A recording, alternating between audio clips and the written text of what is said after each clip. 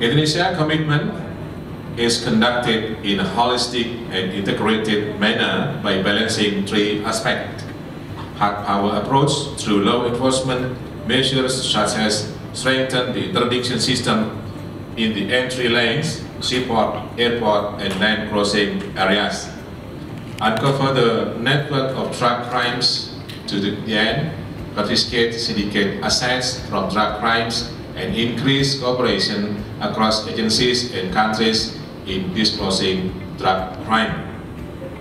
Soft power approach through preventive measures, community empowerment and rehabilitation, such as develop community immunity through promoting and developing skill from an early age, develop an early detection system in the scope of family, education, workers, and community. Smart power approach through utilizing IT and research the utilization of advanced information and communication technologies such as hardware, software, and through conducting comprehensive research as effort to combat current trend of illicit drug trafficking. We have seen a considerable progress in combating opium trade in the Golden Triangle over recent decades. However, although the opium trade has declined, the cross-border movement of synthetic drugs, and particularly methamphetamine, has grown substantially. This issue and its potential of diversion to the wider region should motivate us to improve cross-border cooperation between authorities.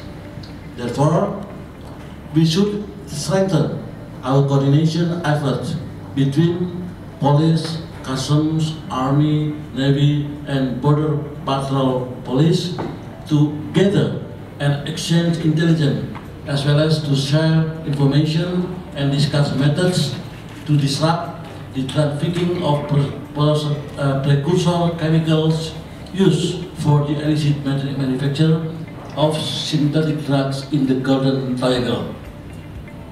It would be appreciated if the elements of a strong coordination and collaboration between all member states is incorporated into ASEAN efforts to tackle illicit drug production and trafficking in the Golden Triangle.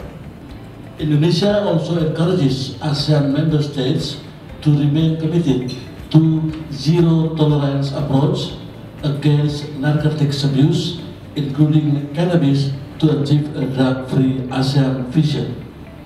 With that regard, Indonesia remains committed to the goals and objectives of the 3 International Drug Control Conventions. Indonesia is of the view that world drug problem should be addressed and resolved in any forum.